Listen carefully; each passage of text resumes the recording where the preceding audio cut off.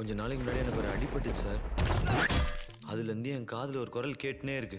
வீரன் உயிர் தெழுந்தான். வீரனா? யார் வீரன்? அம்மா அவன் என்னதாம்மா சொல்றான் வீரன்னு?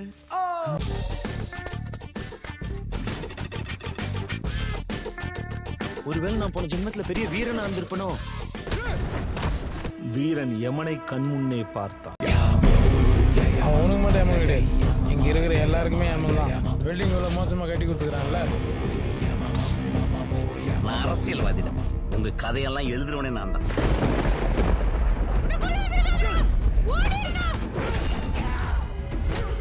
நான் வேணான்னு சொன்னேன், அவன் சொல்ற மாதிரி செஞ்சுதான் பாரு. என்ன அடிக்கிறா? அவன் அடிச்சு தூக்கிட்டு வாடா.